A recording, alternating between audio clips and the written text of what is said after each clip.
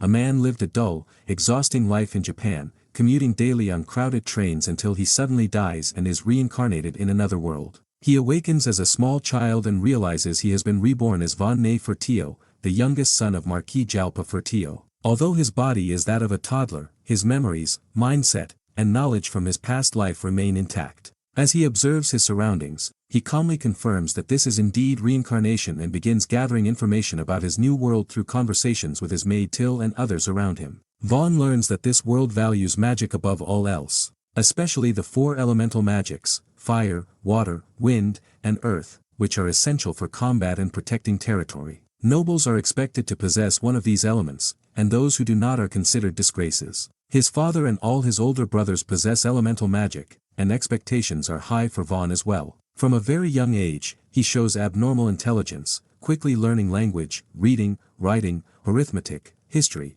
and culture under the brutal tutoring of Esparta, his father's butler. Though the lessons are extreme for a child, Vaughn endures them, becoming highly educated in just a few years. In addition to academics, Vaughn trains in swordsmanship under Deputy Commander D. Thanks to his adult experience and discipline from his previous life, he progresses rapidly, becoming strong enough by age 5 to fight evenly with older trainees. Despite his noble status, Vaughn treats servants and lower-status children kindly, earning their respect and affection. His behavior and abilities cause people to label him a prodigy by the time he is 6, though the intense routine leaves him mentally exhausted. Wanting to enjoy his new life, Vaughn deliberately chooses to act more like a normal child and spend time outside.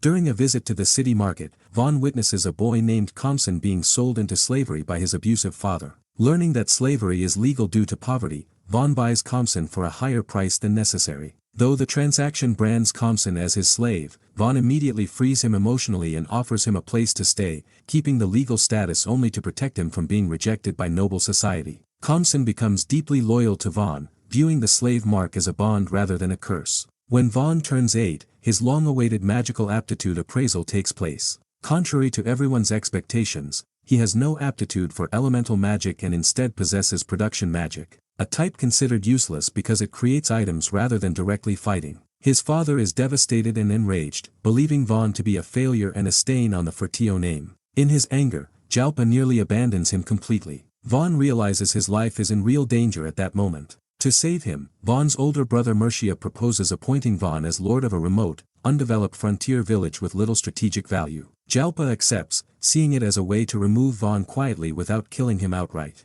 Though the appointment is meant as exile, Vaughn accepts it without resentment. To him, the village represents freedom, peace, and the chance to live independently. He looks forward to developing it at his own pace and enjoying a relaxed life. As Vaughn departs, he is joined not only by Khamsin and Till, but also by Dee and Esparta, who decide to follow him out of personal loyalty and interest rather than duty. Though Vaughn protests, he secretly feels reassured. As the carriage leaves without the Fertio crest, Vaughn understands that his father intended to erase him from noble society, but instead of despair, he feels relief and determination. Everyone learns Vaughn's departure, and gives him happy farewell. With his past life knowledge, intelligence, and production magic, Vaughn sets out to build a new future as the lord of a forgotten village. As the group travels toward the village, Vaughn casually reveals that he has been experimenting with production magic. Till and Khamsin acknowledge his aptitude, though Vaughn himself is unsure how useful it can truly be. When they near their destination, Vaughn gives Khamsin the option to leave and return to the Marquis' manor, even offering to nullify his slave contract and arrange fair treatment through his brother Mercia. Khamsin firmly refuses, declaring his absolute loyalty and devotion to Vaughn, which embarrasses Vaughn but also highlights the depth of Khamsin's resolve. Their arrival is interrupted when they learn the village is under attack. Dee quickly assesses the attackers as experienced bandits or mercenaries, noting that the village's palisade offers little protection against arrows and that the enemy force numbers around 50 men. A heated discussion follows between Dee, the adventurer Ortho, and Esparta about how to respond. Dee insists on fighting to protect the villagers, while Ortho prioritizes minimizing risk to his comrades. Esparta proposes a tactical plan using his elemental magic to erect a defensive wall, draw enemy attention, and allow coordinated flanking attacks. When Esparta suggests acting as a decoy, Vaughn refuses to allow his retainers to sacrifice themselves. He argues that losing Esparta and Dee would doom the village's future and put his own life at risk politically. Vaughn instead declares that he will serve as the decoy himself, riding in openly to draw enemy focus while the others attack from both sides. Despite objections from Till and Khamsin, Vaughn stands firm, expressing his belief that a lord's duty is to protect his people, even at the cost of his own life. His resolve deeply impresses Ortho and the adventurers, who decide to entrust their lives to him. The battle unfolds exactly as planned. Esparta's wall confuses the bandits, and the knights strike from one flank, and the adventurers attack from the other, trapping the enemy in a pincer formation. Vaughn actively directs attention toward himself, drawing enemy aggression and preventing a breakthrough. The bandits are decisively defeated with no casualties on Vaughn's side, leaving the adventurers astonished by both the outcome and Vaughn's composure despite his age. After the battle, some adventurers depart, but Ortho, Pluriel, and others choose to stay, motivated by Vaughn's character and leadership. Upon entering the village, Vaughn formally introduces himself as their new lord and listens as the village chief Rhonda explains their repeated attacks and lack of protection since being absorbed into the Furtio March. Vaughn acknowledges the systemic failures of the kingdom and apologizes, then outlines 3 concrete paths to survival: creating valuable goods, earning money to hire mercenaries, and developing the village's defenses and infrastructure. Although the villagers are initially skeptical, Esparta and Dee vouch for Vaughn's background and abilities, easing their fears. When asked about taxes, Vaughn immediately reduces the burden from 30% to 10%,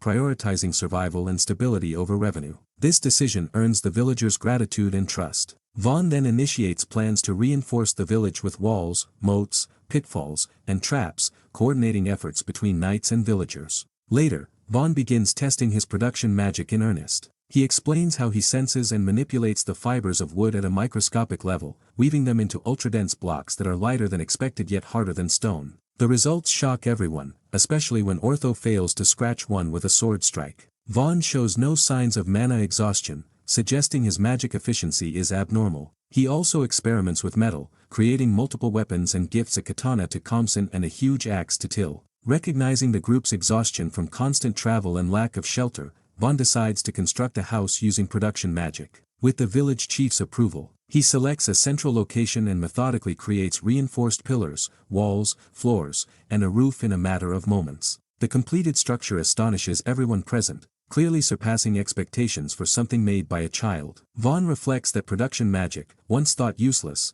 may in fact be the key to rebuilding and protecting the village, marking the true beginning of his rule. Vaughn's production magic astonishes everyone when he instantly constructs a solid, well-made house, prompting admiration from Till, Khamsin, Dee, Esparta, and the adventurers. Khamsin points out that production magic is actually better suited for governing territory than elemental magic, since it directly improves people's lives, though Vaughn modestly argues that offensive magic makes people feel safer. Esparta counters that while combat power matters in war, what people truly want is a lord who improves their daily lives, and in that sense Vaughn is uniquely suited to rule. Encouraged, Vaughn offers to build houses for anyone who brings lumber, which motivates the knights and adventurers to rush out and gather materials. Villagers soon gather and ask if Vaughn can rebuild their badly deteriorated homes. Although Vaughn worries about exhausting himself, he cannot ignore their situation and decides to renovate the entire village, declaring that everyone will receive new homes. Using production magic, he rebuilds the settlement according to a grid-based city plan with uniform houses to avoid inequality, wide streets for practicality, and future plans to rebuild with stone once resources allow. He also constructs a public bath near his manor for personal comfort, which the villagers enthusiastically embrace as a luxury they never expected. The bath is filled using Pluriel's water magic and heated by Khamsin, further showing how cooperation improves village life. Vaughn finally enjoys proper rest for the first time, sleeping comfortably in a real bed. The next day, attention turns to defense and infrastructure. A trench is dug and reinforced, and Vaughn proposes turning it into a moat by diverting water from a nearby river. Everyone works together at an intense pace, with Esparta shaping terrain through magic, others digging by hand, and Vaughn reinforcing the structure with production magic. The canal is completed in just over a day, bringing river water safely into the village. Vaughn then proposes and creates a reservoir lake to prevent flooding and ensure water during droughts, eliminating the villagers' daily hardship of fetching water from afar. With water secured, Vaughn strengthens the village's defenses further by reinforcing earthen walls with stone-like density and constructing ballistae equipped with protective shields.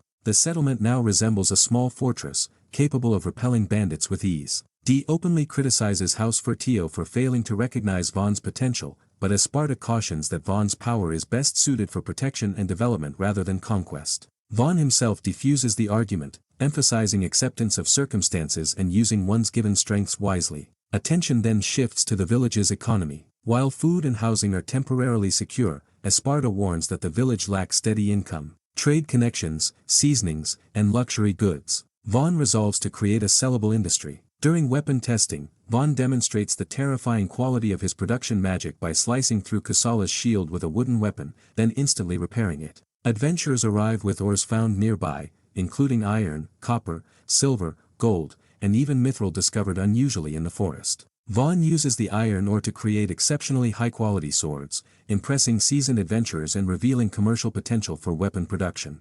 Esparta theorizes that the presence of rare ores may indicate a nearby dungeon, which could drastically increase the village's importance but also attract danger, political interference, and foreign aggression. Vaughn explains that if the land gains value too quickly, House Fertio may strip it from him, so the group agrees to avoid discovering the dungeon until the village is stronger and more independent. After securing housing and basic infrastructure, Vaughn finally pauses his non-stop construction. Their moment of calm ends when armored lizards approach the village. Vaughn orders the gates closed and addresses the villagers directly, acknowledging their fear and the risk of injury but stressing that the survival of everyone depends on this battle. He declares his intention to fight for them but admits he cannot do it alone, asking everyone to lend their strength so they can protect the village together. Moved by his sincerity, the villagers immediately agree, promising to fight side by side. Vaughn thanks them and orders everyone to man the ramparts, and the village springs into action without hesitation. Compson reports that Ortho and the hunting party are away from the village.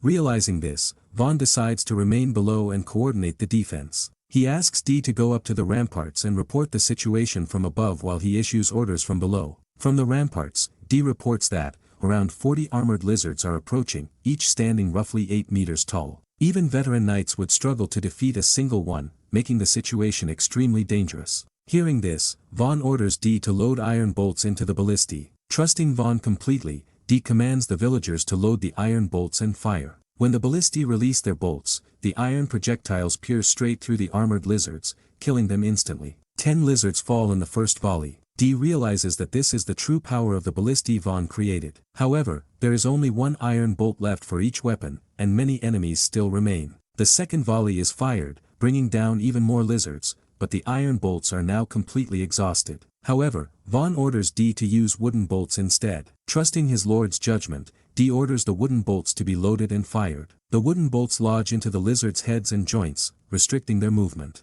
The immobilized monsters are easily finished off, and volley after volley brings them down. In the end, every armored lizard is defeated. The village suffers no injuries, and only a small number of bolts are used. After the battle, Ortho organizes the harvesting of the lizards. He instructs the villagers to preserve the eyes, fangs, and magic cores while discarding the rest. Thanks to the knives Vaughn made, the work proceeds quickly. With an enormous amount of meat available, Vaughn announces a victory feast, and the village celebrates for the first time in a long while. Ortho explains that each armored lizard could sell for about 20 gold, but after spoilage and transport costs, the profit would be around 8 gold each. With 40 lizards, the total exceeds 300 gold. Esparta warns that earning over 100 gold means half must be paid as tax to the marquis, and such profits would immediately draw attention. Vaughn worries that if his father learns the village has value, he will be reassigned elsewhere and lose the peaceful life he wants. Esparta proposes a solution: report the achievement to Vaughn's older brother and let him take the credit.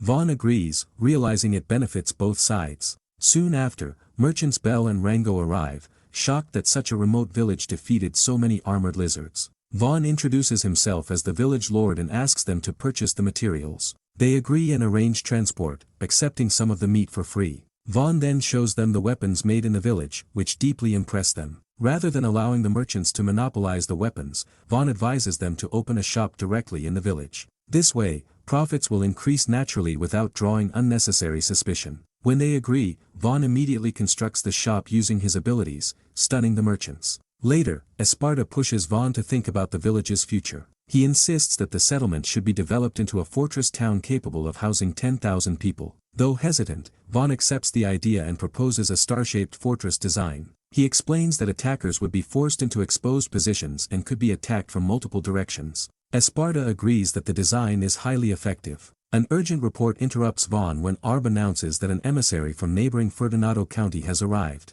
Vaughn calmly receives them and introduces himself as the lord of the village. The visitors are Panamera Carriera Cayenne, a newly appointed viscountess who rose from knighthood, and Arteon Fortunato, the youngest daughter of Count Fortunato, who has come to formally pay respects on her father's behalf. After seating them, Panamera immediately tests Vaughn, remarking on how composed he is despite being younger than Arte. Vaughn deduces that they are here to assess him as a potential enemy and possibly win him over. Panamera is surprised that an 8-year-old saw through their intentions so easily and confirms his guess. She explains that Vaughn was given land bordering Fortunato County and the kingdom of Yeleneta, which makes the Count wary. The fear is that Vaughn might act as a spearhead for Marquis Fortio's ambitions. At the same time, the fact that such a young prodigy was sent to a remote village suggests he cannot use elemental magic. Vaughn admits this openly, stating he has no aptitude for elemental magic, but denies having any hostile ambitions, explaining that he was simply exiled by his father. Panamera rejects this explanation,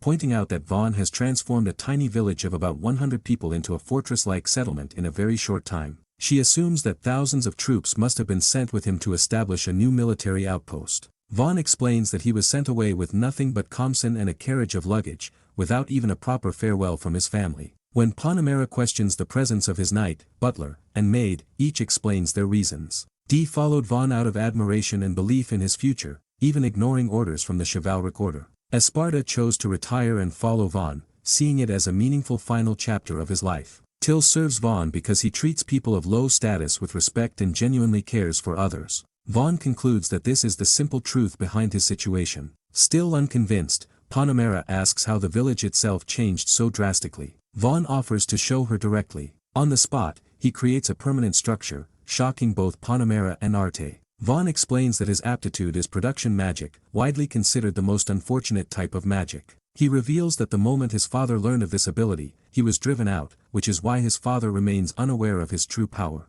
Panamera openly criticizes the Marquis for wasting such talent, noting that production magic could have vastly expanded his influence. Panamera then reveals her true mission. She was instructed to offer Arte's hand in marriage to Vaughn. Vaughn realizes this was meant as a political move to neutralize him. He firmly declines, stating that while he intends to continue developing the fortress town, he has no desire for conflict, and marriage is unnecessary. Panamera admits that she originally opposed Arte's engagement, believing life in a remote village under a child lord would bring her misery or danger. However, after seeing Vaughn firsthand, she changes her stance and says she would welcome the marriage. Arte is flustered and unsure, admitting she thinks Vaughn is a good person but has not thought that far ahead. Vaughn agrees, saying marriage is too important to decide quickly and that they should take their time. Panamera accepts this and decides to stay the night. Since there is no suitable lodging, Vaughn instantly creates an inn. During dinner, Vaughn speaks gently with Arte, asking about her interests. She shyly admits she likes cute things such as flowers and dolls. Vaughn shows genuine interest and asks to see her dolls another time, which makes Arte visibly happy. Later, Arte thanks Vaughn privately. She admits she was extremely nervous about the engagement, but after meeting him, she feels relieved because of his kindness. Vaughn reflects that he must have made a good impression. Esparta observes that Arte was likely sent away for similar reasons as Vaughn, lacking elemental magic. Vaughn resolves to prioritize Arte's wishes, saying she can stay in the village whether they become engaged or not, and she is free to return home if she wants. Vaughn is woken early by Till and Khamsin with urgent news about the artificial lake he recently created behind the village, which the villagers have already named Lake Vaughn in his honor. At the lake, Dee and Esparta show him the cause of the disturbance. A rare aquatic demi-human called Apkallu, half human, half fish, have appeared, something almost never seen. Vaughn approaches peacefully and tries to communicate. Since they're wary, he offers armored lizard meat as a gesture of goodwill. She accepts and speaks with him, asking who defeated the armored lizards. The villagers credit Vaughn, though he downplays it. She leaves after confirming the answer. The next day, she returns with her father, Ladavesta, leader of the Apkallu. He thanks Vaughn for treating his daughter kindly and confirms Vaughn is the one who defeated the lizards that had been threatening their people. Ladavesta suddenly proposes a political marriage, offering his daughter's hand to Vaughn to secure an alliance and protection. He explains that armored lizards have been invading their rivers and killing many of his tribe, forcing them to seek ties with a powerful human protector. Vaughn refuses the marriage but agrees to protect the Apkallu regardless, stating that Lada Priora should be free to choose her own partner in the future. Accepting this, Ladavesta decides his tribe will settle at the lake. Vaughn immediately uses his production magic to build a large rest facility for them. Vaughn then explains the village's underground sewer system and how moat water is regularly flushed through pipes to maintain sanitation. Since Apkallu are skilled in water work, Ladavesta offers his people to take over sewage management as thanks for being allowed to live there. Vaughn accepts, integrating them into village infrastructure. Panamera and Arte arrive and are shocked to see Apkallu present. Lada Vesta calls Vaughn his son-in-law, causing confusion. Lada Priora also calls Vaughn her husband despite his earlier refusal, worsening the misunderstanding. Later, Vaughn privately clarifies the situation to Arte by the lake, and she apologizes for assuming he had secretly married. The Apkallu grow very attached to Vaughn, crowding around him, rocking his boat in excitement until he bribes them with more meat to calm down. The situation escalates when Lada Vesta hears that Vaughn was talking closely with Arte and accuses him of flirting while engaged to his daughter. Ignoring Vaughn's denial, Lada Vesta declares a competition, Vaughn's side versus the Apkallu. If the Apkallu win, Vaughn must officially recognize the betrothal. Before Vaughn can refuse, Dee accepts the challenge on his behalf, confident in victory. Esparta supports settling the matter quickly, and Panamera expresses interest in the contest. Till and Khamsin state that Vaughn cannot lose, while Vaughn notes they are clearly biased toward him. They hold a 3-round competition.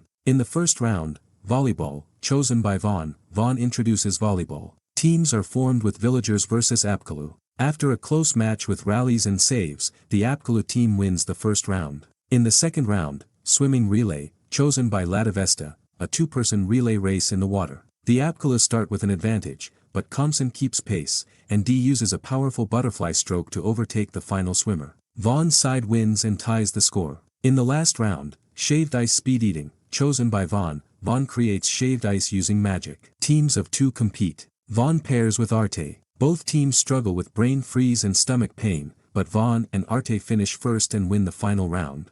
Vaughn's team wins overall, so the forced engagement should be void, but Lada Vesta says he likes Vaughn even more now and still considers him worthy, continuing to call him son-in-law anyway. Vaughn ends up with a stomachache from the contest. After this, Arte reflects on her past, neglected by her parents, labeled a failure, and rejected for using marionette magic, considered taboo among nobles. Seeing how Vaughn confidently uses his own looked-down-upon production magic to help everyone inspires her to try harder again. Vaughn continues village development, assigning safe construction work and motivating everyone by announcing a barbecue after the workday. Arte approaches him with new determination and asks to observe his work so she can learn how to see and act like he does. Vaughn agrees. And that's it for this part, stay tuned for more. Thanks for watching.